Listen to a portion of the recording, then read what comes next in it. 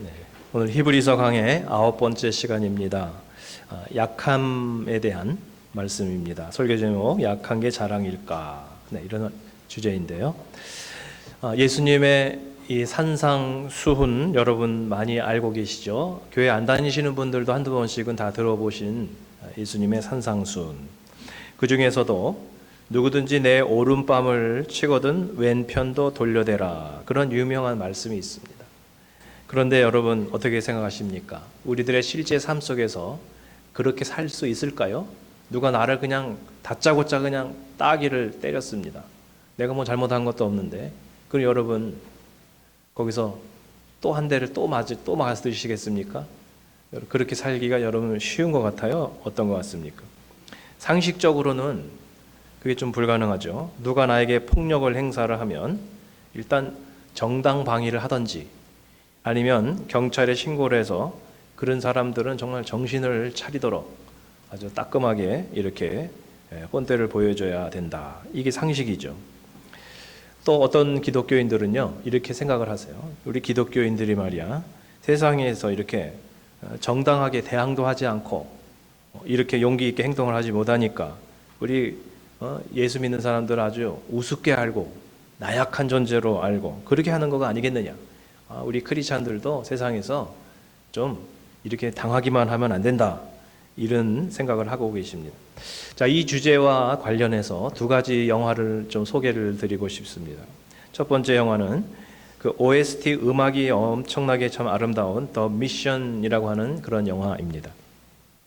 서구 식민주의자들이 남미를 이제 정복을 하고 특히 이제 아마존의 폭포 위에 살던 과라니족을 원주민을 이런 잡아가지고 노예로 팔던 그런 시대, 그런 역사적 배경입니다.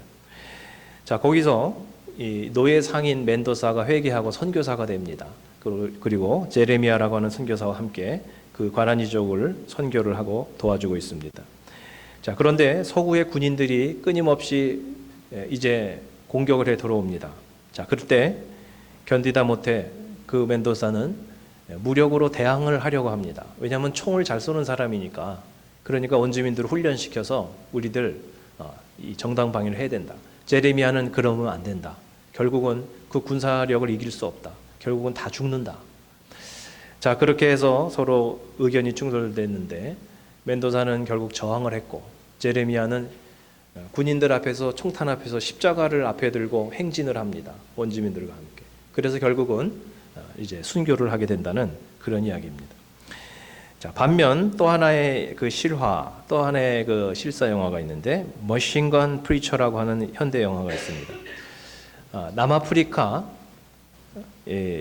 아프리카의 참 남수단에서 고아 선교를 하던 샘 칠더스라고 하는 분의 실화를 바탕으로 제작된 영화입니다. 이 샘 칠더스라고 하는 분은요, 원래 오토바이족 갱단이었습니다. 마약을 하고 갱으로 활동하던 이런 분이 회개하고 아내의 전도를 받고 세례를 얻고, 자, 그 모든 생활을 청산하고 건축 일을 하면서 이제 건전하게 이렇게 살아가게 됩니다. 그러던 어느 날 아프리카의 소식을 뉴스를 듣고 마음이 뜨거워져서 거기를 이제 여행을 갑니다. 그래서 그 고아들을 보고 정말 참혹한 이런 환경을 보면서 내가 이 일을 해야 되겠구나, 하나님의 부르심을 느끼고, 그리고 다시 자신의 모든 재산을 정리를 합니다. 건축 비즈니스가 상당히 잘 됐는데 그 재산을 다 정리를 해가지고 고아원을 세우게 됩니다. 자, 그런데 문제는 선교사나 비영리 단체나 이런 건전한 사람 가리지 않고 무차별하게 막 공격을 하는 수단 인민해방군이라고 하는 반정부 무장 조직이 있었습니다. 그래서 그들이 막 들어와서 고아원도 막 불을 지르고 아이들을 잡아다가 소년 군사로 이렇게 해가지고 막 학대를 하는 것입니다. 그래서 견디다 못해 이 샘 칠더스는 무장을 하기로 결심을 합니다. 결국 우리 스스로를 보호해야만 한다. 정당방위로서 이렇게 그 어린이들을 보호하려고 총을 들게 되는 것입니다. 실화죠. 자, 물론 오늘 산상순에 보면은 누가 나를 폭행을 해도 그거를 대항하지 말라고 말씀하지만 구약 성경에 보면 정당방위에 대한 말씀들도 있습니다. 누가 밤에 어두운데 집을 이렇게 뚫고 들어오면 그 사람을 죽여도 무죄다. 이런 또 성경 구절도 구약에 있습니다.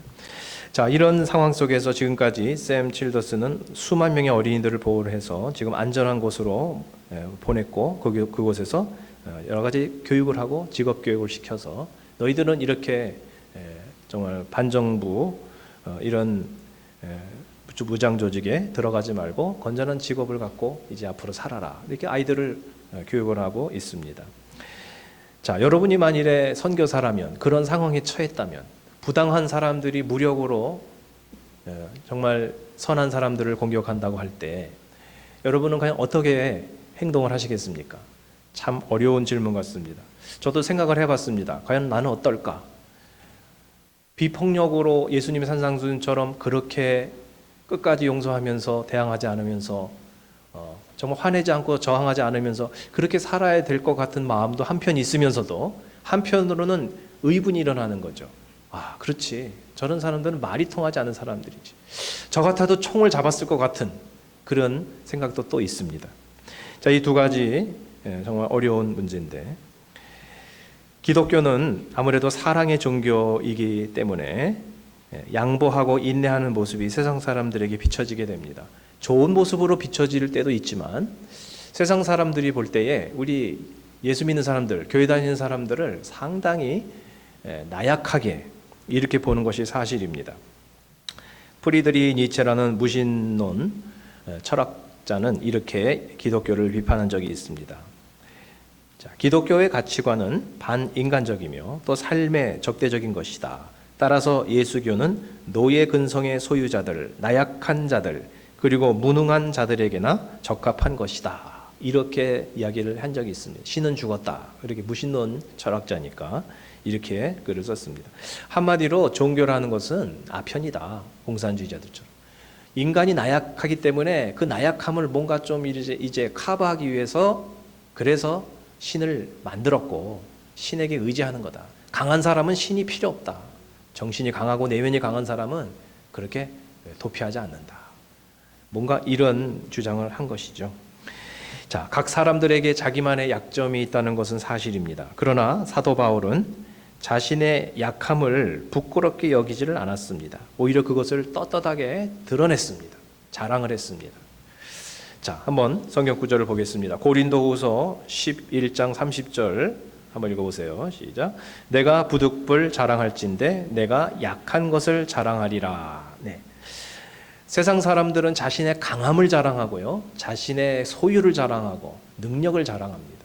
그런데 오늘 사도 바울은 겸손하게도 자신의 약함을 자랑합니다. 사실 사도 바울은요, 자랑할 게 꽤 있는 사람입니다. 공부도 많이 했고요, 또 언어도 능통하고 상당한 실력이 있는 사람입니다. 그런데 그런 것을 다 배설물처럼 여기겠다고 했습니다. 모든 것을 다 내려놓고 겸손하게 성숙한 내면의 모습으로서 자신의 약함을 오히려 자랑하는 이런 모습인 것입니다. 자, 그런데 여러분, 오늘 우리의 약함에 대한 이 주제를 우리가 생각하면서 한 가지 우리 크리스찬들이 좀 조심해야 될 게 있습니다. 그게 뭐냐면 겸손한 것도 좋고 성숙한 것도 좋은데 이타적인 것도 좋은데 우리가 이러한 오류에 빠질 수가 있습니다. 자신의 무책임과 게으름으로 인한 실패와 약점까지도 신앙이라는 그늘 밑에서 명분을 찾고 정당화하고 미화시키려고 하는 그러한 유혹이 있는 것입니다. 그러한 실수를 할 때가 있습니다. 자기가 실수해놓고 이게 뭐 하나님의 은혜라고 하나님의 뜻이라고 이런 식으로 핑계를 댈 수도 있고요. 자신이 게으르고 무책임해서 일어난 일인데 그런 것을 책임을 회피하는 그런 신앙관이 되기도 합니다. 지나친 세상의 성공의 야망에 불타는 욕심도 문제지만 뭔가 그 약점을 극복하려고 도전이나 노력하지 않고 소극적이고 운명론적인 신앙에 갇혀서 살아가는 것, 그것도 결코 건강한 신앙관은 아닌 것입니다. 자, 이렇게 자신의 약함을 극복하려고 하지 않고 계속 숨어버리게 되면 나중에는 열등감, 자학, 낮은 자존감, 우울증에 빠질 수도 있습니다. 그래서 진취적으로 그것을 정말 긍정적으로 도전을 해야 할 때는 해야 합니다.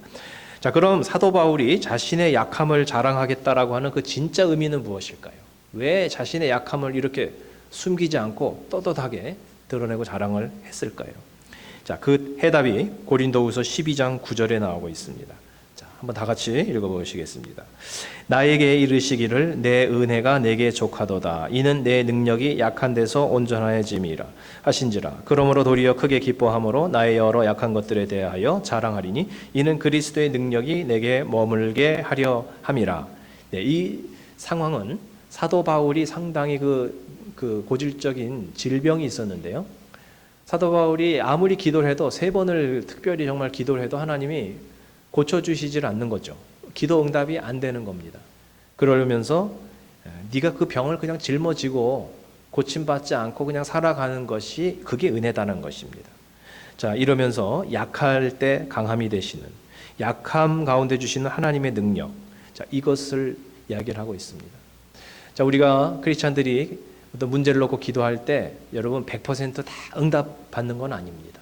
어떤 경우는 우리가 믿음이 없을 때 하나님이 살아계신 걸 보여주시려고 정말 이렇게 응답을, 놀라운 기적을 행해 주실 때가 많이 있고요.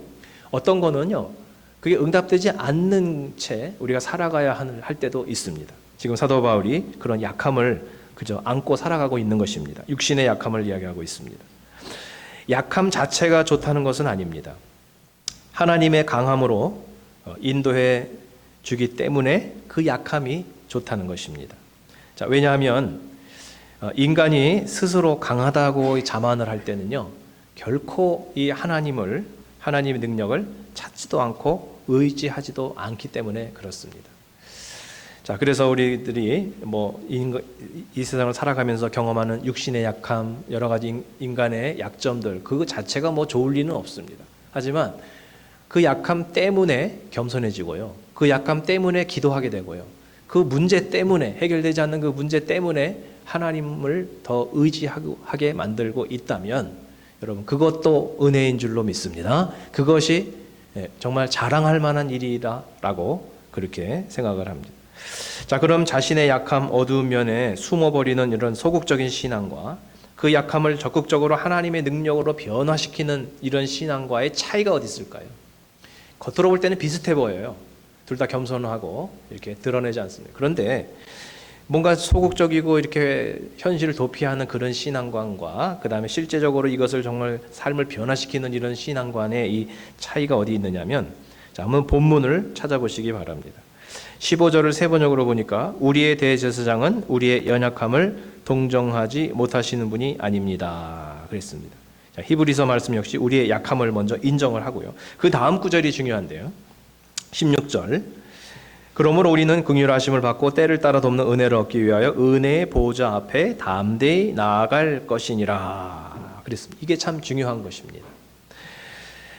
우리의 약함과 아픔과 상처를 짊어지고 하나님께 우리가 가까이 나아가야 한다는 것입니다. 이걸 그냥 그 약함에 머물러만 있으면 이거는 소용이 없고요, 늘 그냥 거기서 패배의식 속에서 살아가게 되는 거고요. 그거를 하나님께 가지고 나가야 된다는 것입니다. 근데 하나님께 가지고 나가라, 은혜의 보좌 앞에 담대히 나가라, 도대체 그게 구체적으로 어떤 의미일까 이걸 생각해 보는데, 이게요, 추상적인 의미가 아니라는 것입니다. 자, 로마서 8장 26절에 그 답이 있는데 다 같이 한번, 화면에 안 나오죠? 자, 로마서 8장 26절 제가 읽어드리겠습니다. 이와 같이 성령도 우리의 연약함을 도우시나니 우리는 마땅히 기도할 바를 알지 못하나 오직 성령이 말할 수 없는 탄식으로 우리를 위하여 친히 간구하시느니라. 자, 여기서 우리가 하나님께 나간다는 것은 추상적인 것이 아니고요, 실제 기도의 자리로 나가는 것입니다. 실제로 예배 자리로 나오는 것을 의미하고 있습니다. 여러분의 인생에서 여러분이 가지고 있는 여러분 스스로의 능력으로 해결하기 어려운 그런 문제들이 다 있지 않습니까? 그게 없는 사람은 없습니다. 모두 자기의 문제를 다 약점을 가지고 있습니다. 어떤 사람들은 그것을 숨기려고 하죠. 인정하고 싶지 않기 때문에, 남들이 알면 정말 불쾌하기 때문에 그걸 숨기려고 합니다. 강한 척하죠. 문제 없는 척하죠. 그런데 자기는 압니다. 나에게는 문제가 있다, 약점이 있다, 이걸 압니다. 여러분, 이제는 그걸 혼자 괴로워하고 절망하지 마시고 한 번쯤 예수님께로 그걸 가지고 나아 보시기를 바랍니다. 주님께 이걸 가지고 나간다는 것은 뭐예요? 추상적인 게 아니라 기도해 보는 거죠. 기도하는 것이죠. 자, 마태복음 10장 1절에 예수께서 그의 12제자를 부르사 더러운 귀신을 쫓아내며 모든 병과 모든 약한 것을 고치는 권능을 주시니라. 여기 보면 예수님께 나갔을 때 영적인 문제, 육적인 문제, 마음의 문제를 이렇게 치유해 주십니다. 우리의 약함을 고쳐주시는 그런 능력을 예수님께서 베풀어 주셨습니다. 자, 여러분도 한번 예수님께 기도해 보시기 바랍니다. 여러분의 약함을 인정하며 기도해 보시기 바랍니다. 그럴 때 영적, 육적, 심적 이런 예수님의 치유가 여러분의 마음 가운데도 삶 가운데도 한번 일어나시기를 주님의 이름으로 축복합니다. 자, 이제 그 말씀을 한번 적용해 보겠습니다.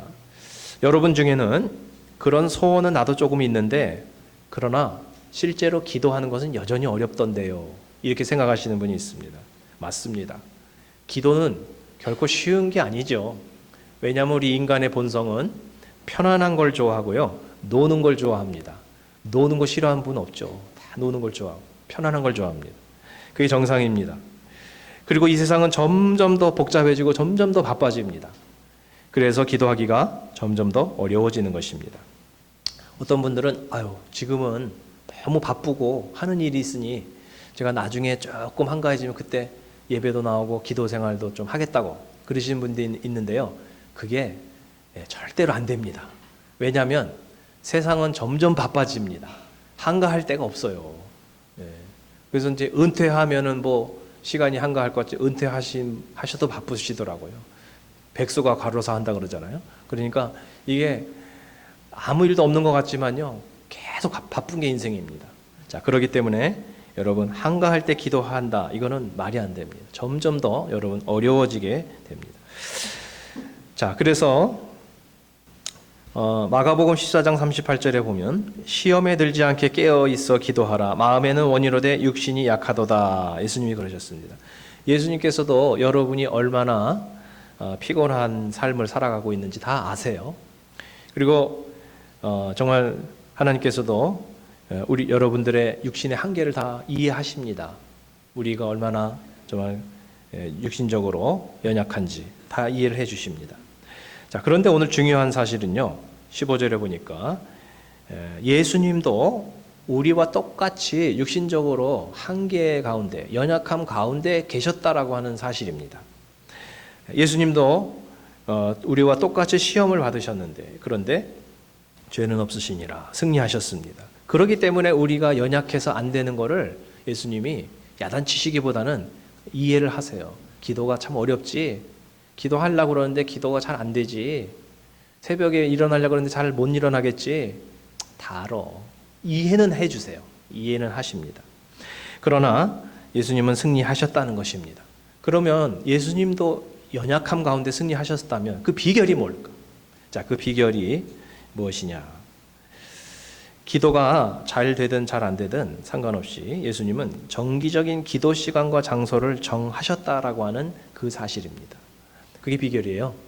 성경에서 기도에 승리한 사람들 사도행전에도 보면은 다 공통적인 게 있습니다. 기도의 시간과 장소가 있었어요.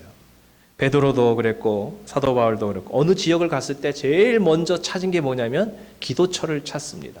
기도가 베이스에 깔려 있지 않으면 아무것도 안 되니까 기도를 먼저 하는 거죠. 그런데 기도가 매번 잘 되는 건 아니거든요. 그런데 꾸준하게 기도의 장소와 시간을 정해놓고 기도할 때 이게 바로 비결인 것입니다.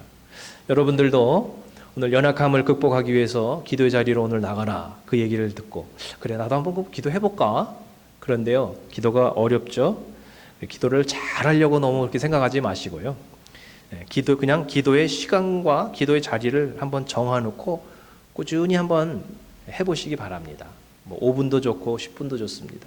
제가 아는 어떤 분 출근하기 전에 차를 시동 켜놓고 그 안에서 한 5분 내지 10분 정도 이렇게 기도를 하고 출발을 한다는 분도 들었고요. 어떤 분은 차를 타고 가서 직장에 조금 일찍 도착하면 그 주차장에서 차를 시동을 꺼놓고 들어가기 전에 잠깐 이렇게 묵상하고 기도하는 시간을 갖는 그런 분도 제가 얘기를 들었습니다. 자, 그런 것입니다. 대단한 게 아닙니다.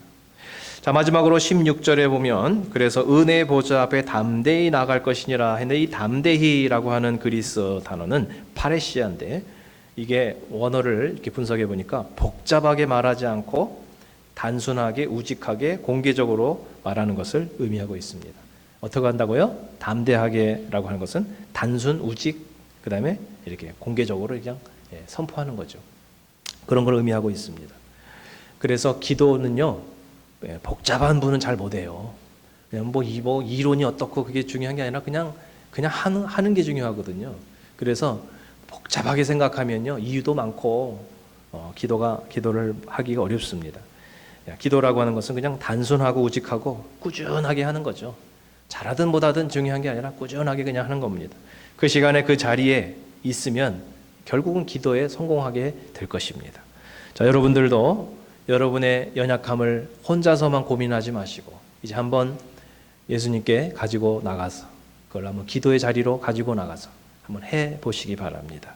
자, 그럴 때 주님께서 여러분의 그 연약함을 강점으로 바꿔서 하나님의 능력으로 여러분의 삶을 다시금 힘을 주시는 그런 은혜가 있으시기를 주님의 이름으로 축원드립니다.